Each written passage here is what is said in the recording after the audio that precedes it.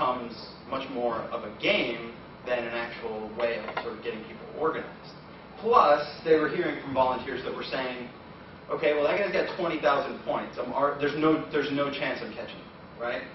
So people were sort of defeated by this approach. About a year later, they changed this to what is called an activity index.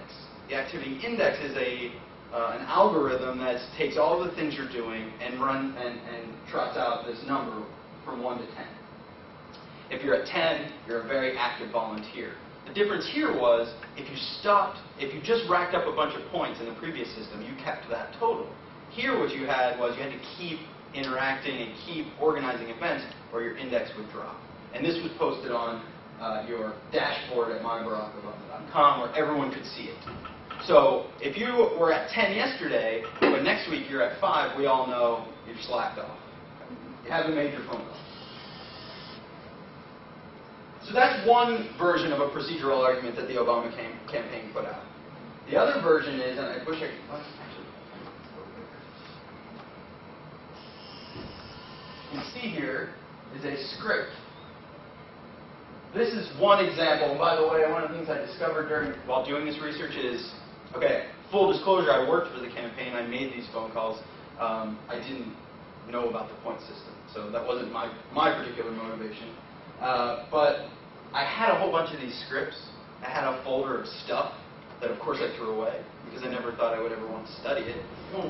And now it's very difficult to dig some of this stuff up. The websites that were in operation at the time are no longer in operation. They're being used for other purposes. Some people have taken screenshots, but some of this stuff just goes away. It's very difficult to argue. An argument that Matthew Kirschenbaum has made in a book called Mechanisms. Okay. Here's a phone bank script that somebody used. This is a series of if, then, else statements. If the person you're talking to says this, then do this. If they say they're a supporter, try to recruit them, to be a volunteer. Series of if, then statements, much like software, much like the sort of procedures of software. So what I did was I took this. Let's see if I can zoom in again on this. I took what we saw in that script, and I wrote it in code, in a language called PHP, which is a web scripting code. So we won't step through every bit of this, and some of this, I'm sure, looks like gobbledygook, but what I do want to point out is the way that I've written this is to sort of show you the general logic of the script, which is to say, the first statement here is if support Obama equals true, which is the sort of first thing you ask someone when you call as a volunteer. Are you a supporter of Obama for president? If true, do all this stuff. Would you be willing to volunteer, get name, get phone number, get email? If you don't want to volunteer, okay, no problem. Please remember to vote in November. Sort of nested if-then statements. Note, though, that if you say no and you're a supporter of McCain or Clinton, it jumps down to this else statement. Thanks for your time. Have a great day. Now, we're going to come back to this and the kind of argument that makes, but you should note, of course, that this is the procedure makes the argument here, not the content. The procedure that has been written by the phone banking script makes the argument that we should engage with and discuss these things with the people that we agree with. But when we come up against someone who we don't agree with, perhaps not. Now, I should also note it's slightly more complex than this. At various points in the campaign, whether it was the primary or the general, volunteers were instructed to sort of try to persuade, say, Clinton volunteers or Clinton supporters. But those were fairly minor places, or it didn't happen as often, and it happened in places where it was really, really, really close. And they thought they could swing a couple in a particular precinct, it would be a big deal. So what's so interesting to me, and I'll have to read you some of this because I'm sure the people in the back can't see that. What's interesting to me is not just that these are procedural arguments, but that when volunteers interacted with these procedures, they wrote their own procedures. So nobody took these scripts and followed them verbatim. Very few people did. I know this from my own experience in doing some phone banking in my house or at phone banks in Austin. What people did was they kind of made the script their own. So what we have here is a guy named Dave C., who posted on his MyBarackObama.com blog. He says, I'll start off by saying that I'm a guy, so I obviously can't speak from a woman's point of view. I would love to get some perspective. That said, when I was making phone calls in my precinct this Sunday, I noticed the same thing. He's responding to someone else. Here's how I noticed it, what I did about it, and the result that I got. I have my own script at this point that I just kind of vamp with when calling. Right away we see that he sort of developed his own set of tools for these phone calls.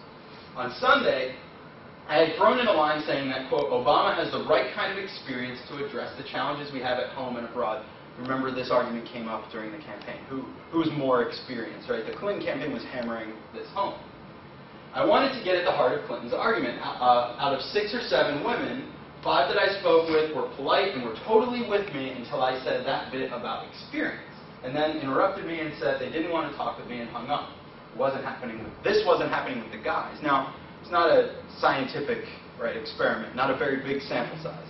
Still, what he's decided is this procedure is not working, right?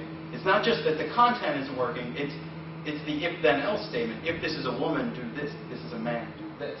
So I wondered if it was the new line, so I tried calls without it. He took that line out. New procedure. I replaced it by saying, quote, I'm spending my time reaching out to my neighbors on Obama's behalf because I believe that he's the only candidate running in either party who can genuinely bring us together to get things done at home and abroad. I'm calling because I believe in it.